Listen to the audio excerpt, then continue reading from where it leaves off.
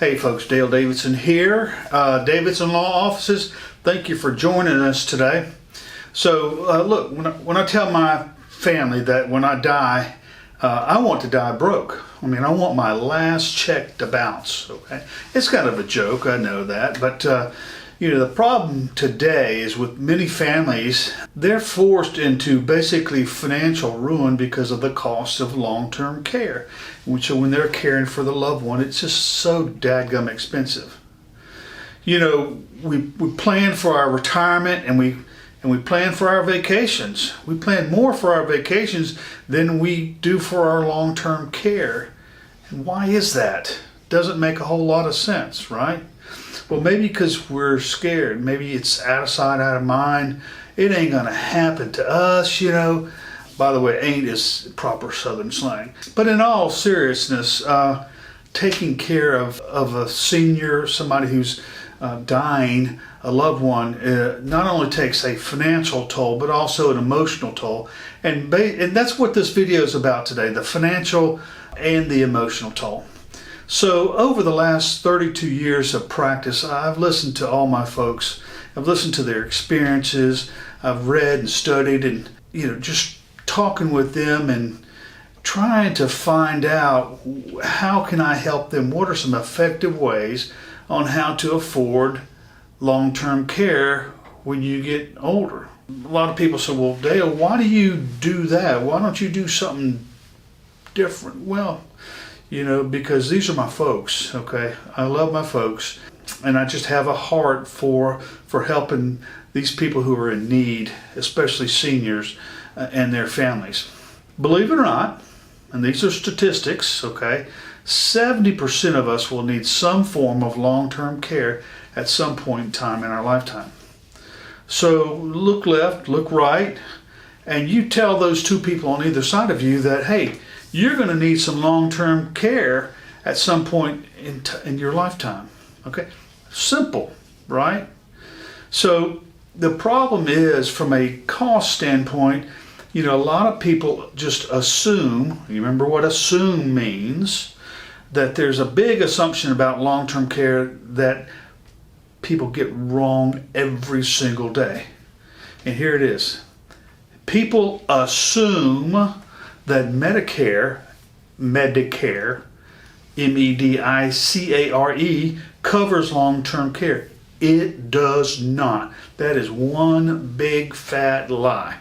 So what does Medicare cover? Okay, you get a broken hip, or you got a heart attack, you need rehab, right? Okay, Medicare pays. Okay, now there's a limit to that, but they will pay. Okay, and hopefully you have supplemental insurance because of the cost sharing factor. But anyway, if you have dementia, you have Parkinson's disease, and really any kind of incurable, debilitating disease where you need help with your activities of daily living, such as going to the bathroom, walking, getting into and out of bed, a shower, whatever that may be, that's a long-term issue, and you can't rehab long-term issues. I mean, you can get rehab while you're in long-term care, but this is a terminal thing, okay? So Medicare does not cover long-term care issues, and neither does your supplemental insurance, okay? Now, you maybe, cross my fingers, maybe you purchase some long-term care insurance for you and your spouse that will pay a limited benefit. And maybe, just maybe, you were very smart way back when and got an unlimited benefit policy, okay? Those are very rare. Now, that'll help you pay for your long-term care. If you or your spouse were in the armed forces, then you may qualify for a VA pension to help pay for your long-term care. If you're a veteran, you may even qualify for a VA nursing home. Again, there's some qualification issues there. So unless you have some kind of long-term care insurance or are receiving some kind of VA benefit, you are going to private pay for your long-term care. When we talk about long-term care, we're talking about 3 levels of care. So the 3 levels of care, there's independent living, assisted living, and skilled nursing home. Now, please do not confuse an assisted living facility with skilled nursing. They are totally different. But people get it confused all the time, okay? Now, I can't tell you how many people I talk to in a day that are surprised, and their children are surprised when they get to a stage where they need some kind of independent living assistance or assisted living or even skilled nursing, that they're on their own financially because of that big assumption that Medicare pays. It does not. Okay. So when we speak of long-term care and the cost for long-term care specifically, we often forget to include the current cost of living. For example, your property taxes if you own a home, your insurance for your home and personal belongings, your automobile, gas, maintenance insurance, your supplemental health insurance, all of that.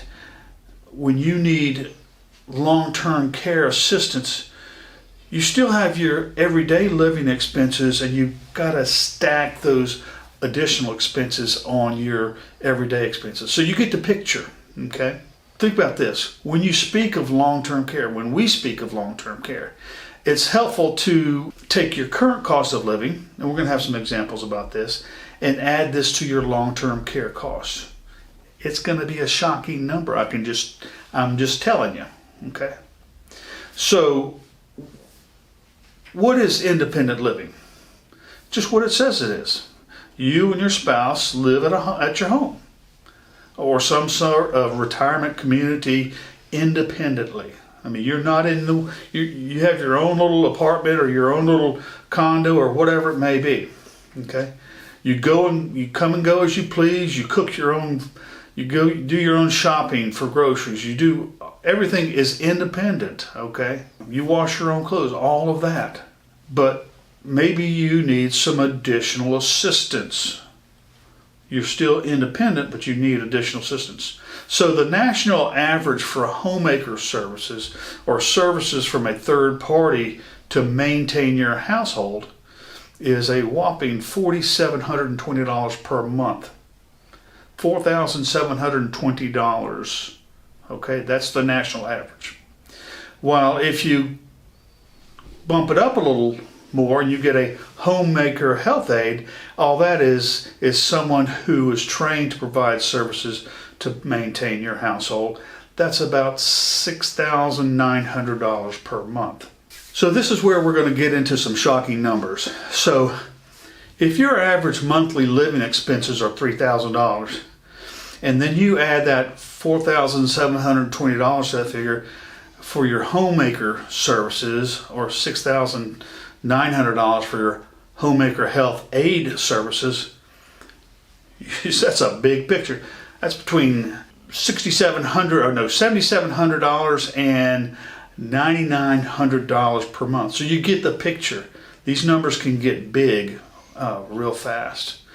Now, if you want adult daycare instead of homemaker services, which is where you go to like a senior citizen center, some kind of facility in your town where they have programs, they provide you a lunch and things of that nature, that's usually around $2,000, $2,100 per month. Let's talk a little bit about assisted living.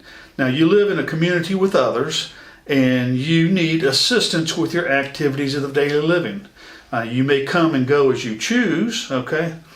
But you don't have to go grocery shopping. Your meals are prepared. Your laundry is taken care of. So you're getting services there.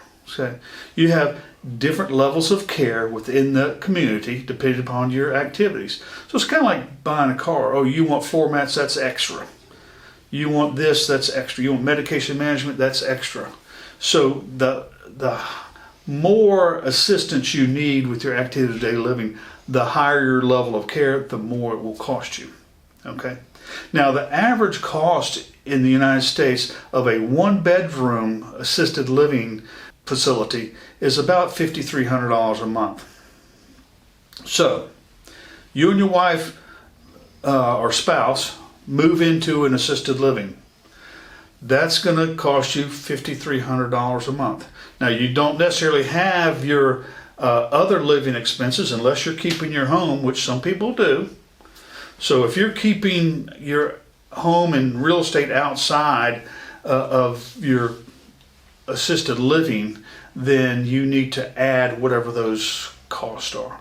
But you're still going to have your supplemental health insurance and other costs. It may not be to the level of $3,000, but you'll have additional costs in there. So at a minimum, your household expenses have increased from somewhere from $3,000 to $5,300, or about $2,300 a month. So, same question. Are you getting the picture of just how expensive long-term care is? So the U.S. average for a semi-private skilled nursing home room is about $8,600 per month. And a private room is going to cost you about $9,700 per month. Now, taking our average living expenses of $3,000, if you add that to a semi-private room, your monthly for your entire household is now $11,600 per month for a semi-private room. So if you're married and you have to go into a nursing home, how is your spouse going to survive when your bill goes from $3,000 a month to $11,600 a month? Okay?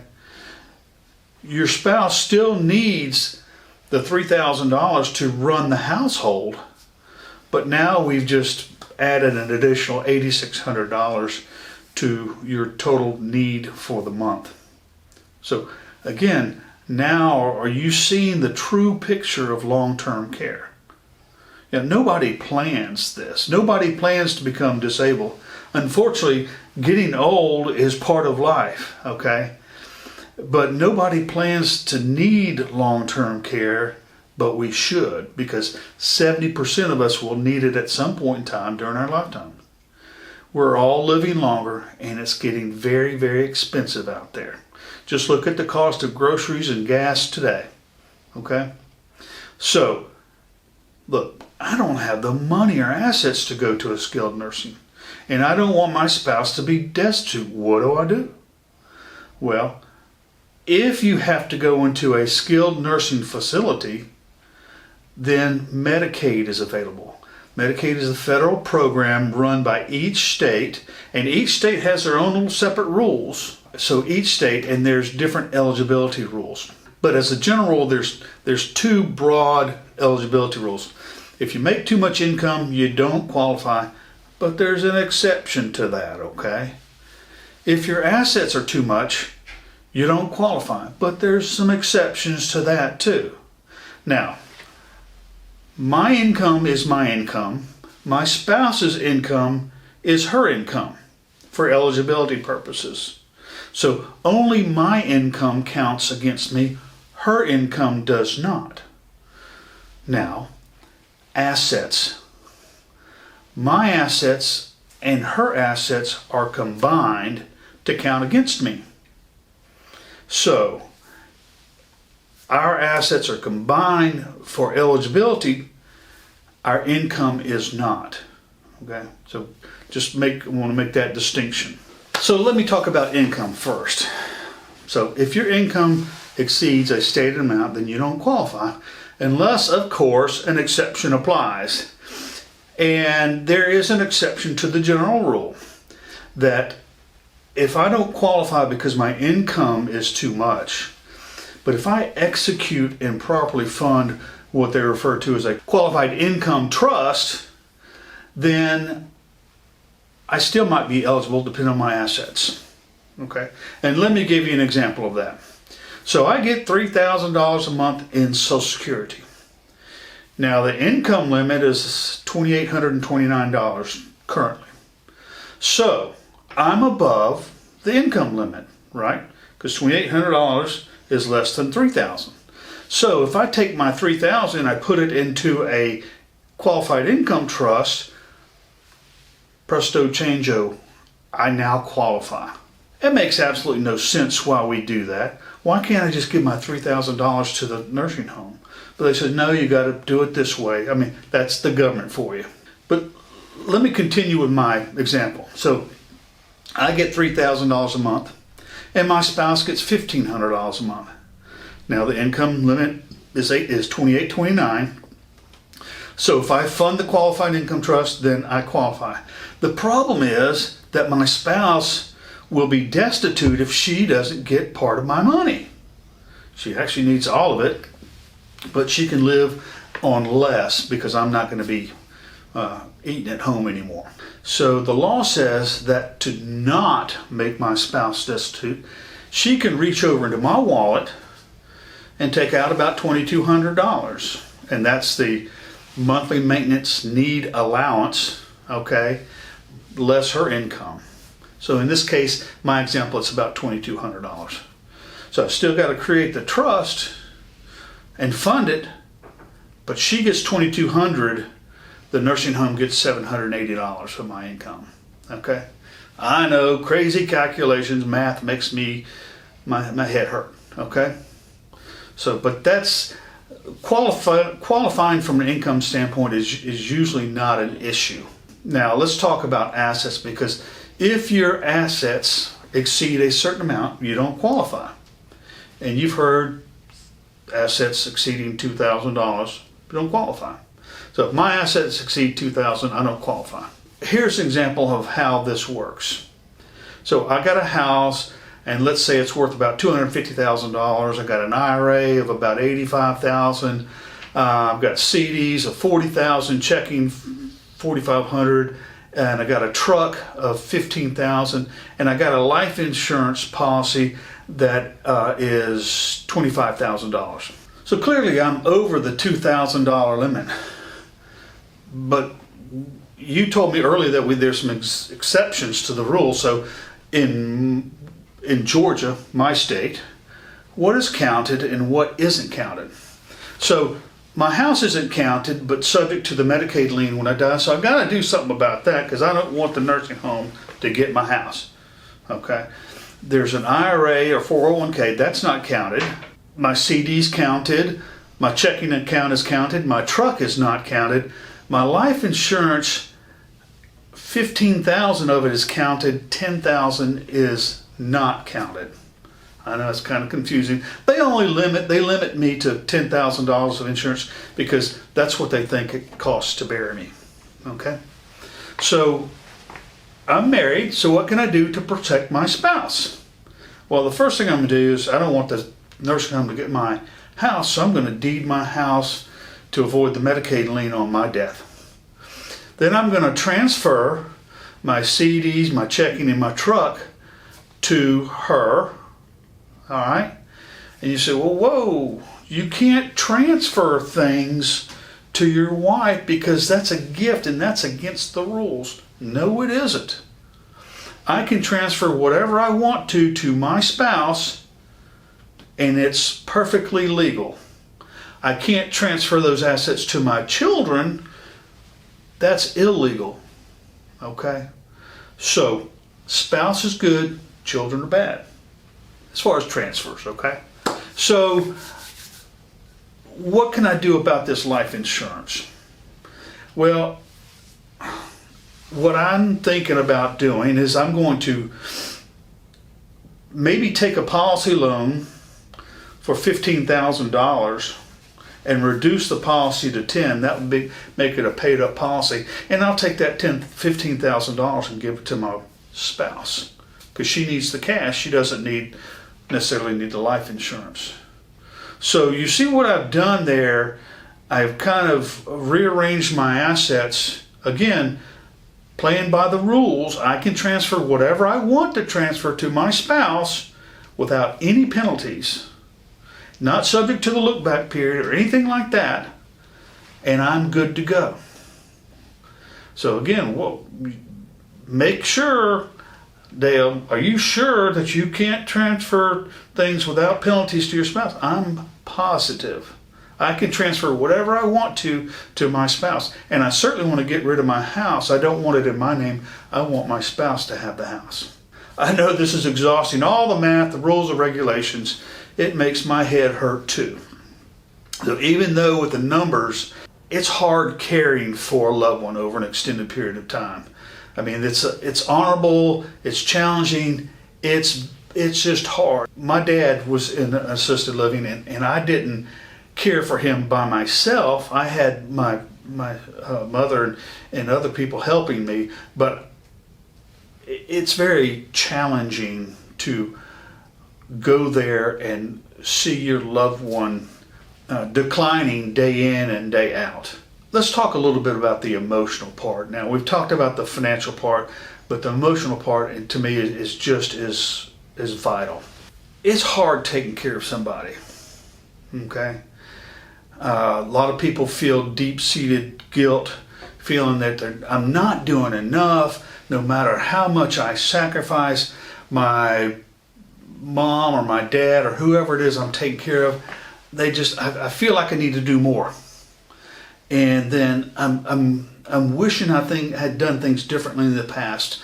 All of those things, there's guilt and regret that keep building up and building up, which is very difficult and detrimental to your health as a caretaker.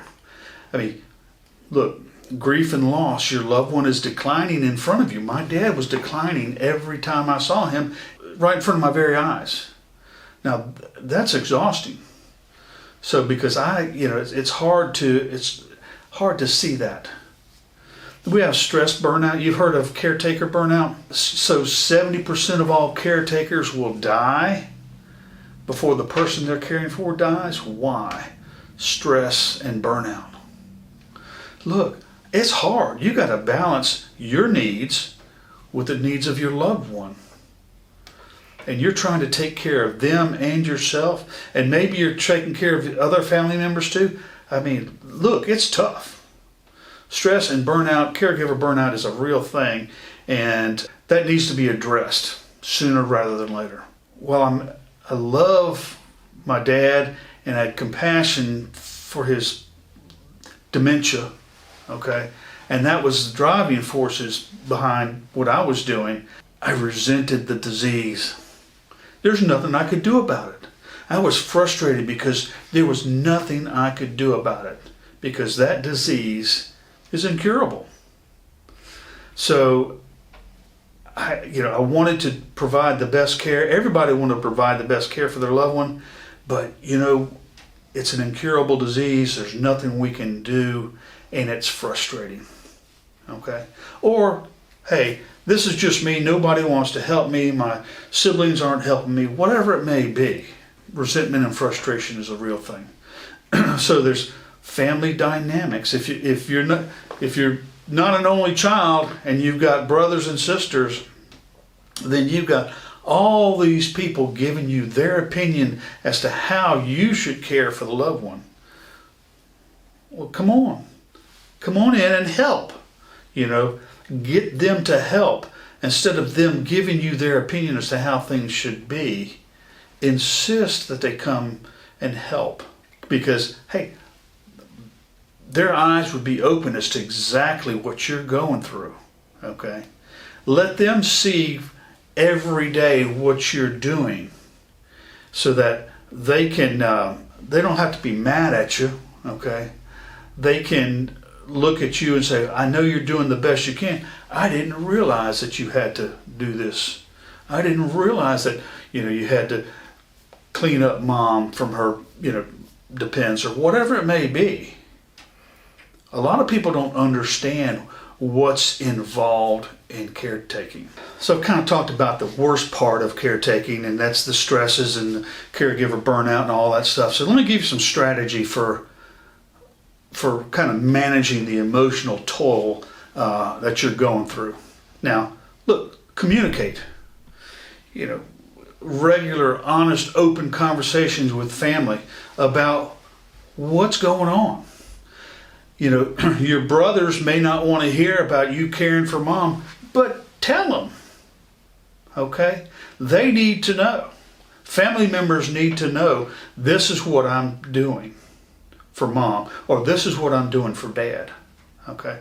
And it's got to be on a regular basis. Don't give them just I'm every month or so, or here's a text every couple of weeks. No, Do it weekly or do it every other day. Okay? Seek support. There are hundreds of support groups out there. I used to be the leader of one here in Georgia for the Alzheimer's Association, and we would have a support group to provide caregivers a shoulder to cry on, or we would have people there to give them their opinion as to this is what you need to do in this situation. I know this funny one. This one lady says, "Well, you know, my mom, she wouldn't eat anything." Well, she eats, but she'll only eat Captain D's fried fish, and I know that that's bad for her. She's 83 years old. She's got dementia. Let her eat what she wants to eat. Okay, it's something. She's getting some kind of nutrients, not really good, but it's something, okay? Set boundaries, set realistic boundaries, saying, there's no way I'm going to do this. And a good example of this is men helping their mothers. There's no way I'm going to bathe my mother. That is just off limits for me. Well, if that's off limits for you, get your sister to come in and do it, or hire a CNA or some kind of caretaker to come in and bathe your mother. Ask for help. Recognize your personal limits. And then lastly, acknowledge to yourself that you're doing the best you can under the circumstances. There ain't a book written on how to be a caretaker. Okay, you can get everybody's opinion in the world, but you are on the front lines. You're doing the best you can. Look, no one's perfect, and to recognize the value of your care is huge. You're doing the best you can. Pat yourself on the back. Okay, it's okay to pat yourself on the back and say, "Dadgummit, I'm doing the best I can. I can't do everything. I can't be everything to everybody." So let's limit the stress. Let's limit the burnout. So look, folks, long-term care is expensive, and it takes not only a financial toll, but an emotional toll. It's a big emotional toll. Situations require immense strength, patience, resilience. Families need to come together, circle the wagons, okay? You got to remember that you're not alone. There's other people out there who have experienced this or are going through that same thing. So look up, Google support groups for your family caregivers, okay? And see what comes up. So, and it's okay to ask for help. Hey folks, I apologize for the length of this one today, but there's a lot of content here, and I hope you learned something. I hope you got some, maybe got you thinking. But hey, check out this video, Are Your Parents Slipping? Top 10 Signs, for more information. Until next time, you have a blessed day.